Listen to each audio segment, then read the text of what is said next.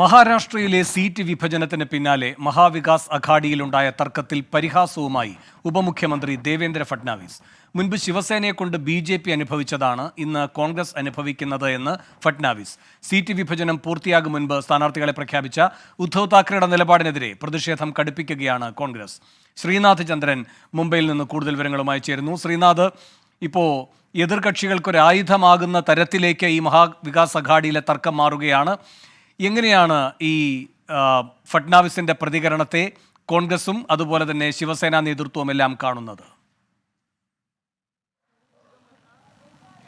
വേണു, ഞാനിപ്പോൾ ഉള്ളത് ശിവസേന നേതാവ് സഞ്ജയ് റാവത്തിൻ്റെ വസതിയിലാണ്. ഇപ്പോൾ അദ്ദേഹം മാധ്യമങ്ങളെ കണ്ട് കാര്യങ്ങൾ വിശദീകരിക്കുന്നുണ്ട്. അദ്ദേഹം ഇപ്പോഴും പറയുന്നത് ഏകപക്ഷീയമായ ഒരു തീരുമാനമെടുത്തു എന്ന വാദം ശരിയല്ല എന്നതാണ് അദ്ദേഹം ഇതിനോടകം പറഞ്ഞിട്ടുള്ളത്. കൂടുതൽ ചോദ്യങ്ങൾക്ക് അദ്ദേഹം മറുപടി പറയുകയാണ്.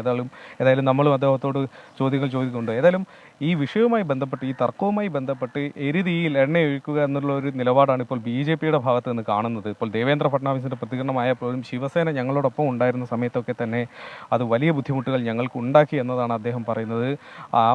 ഇതുപോലെ തന്നെ സീറ്റ് ആവശ്യം, ഇത്തരത്തിലുള്ള ആവശ്യങ്ങളൊക്കെ മുന്നോട്ട് വെക്കുക, അത് അനാവശ്യമായി, അത് അവർക്ക് അർഹിക്കുന്നതിനേക്കാൾ കൂടുതൽ അവർ ചോദിച്ചിട്ടുണ്ട്, ഞങ്ങൾ ഒരുപാട് ബുദ്ധിമുട്ടിച്ചിട്ടുണ്ട്, അതാണിപ്പോൾ കോൺഗ്രസും അനുഭവിക്കുന്നത് എന്ന് അദ്ദേഹം പറയുമ്പോൾ ആ മുന്നണിക്കുള്ളിൽ ഉണ്ടായിട്ടുള്ള ഒരു അസ്വാരസ്യത്തെ അത് കൂടുതൽ ആളിക്കത്തിക്കാനുള്ള ശ്രമമാണ് നടത്തുന്നത്. ഏതായാലും ശരത് പവാർ ഈ വിഷയത്തിൽ കടുത്ത അതൃപ്തി കഴിഞ്ഞ ദിവസം തന്നെ രേഖപ്പെടുത്തിയിട്ടുണ്ട്. NCPയുടെ മുംബൈയിൽ പ്രതീക്ഷിച്ച ഒരു സീറ്റിലാണ് ഇപ്പോൾ ശിവസേന ഉദ്ധവ് വിഭാഗം സ്ഥാനാർത്ഥിയെ പ്രഖ്യാപിച്ചിട്ടുള്ളത്. NCP പ്രവർത്തകരുടെ പരസ്യ പ്രതിഷേധവും കഴിഞ്ഞ ദിവസം കണ്ടതാണ്.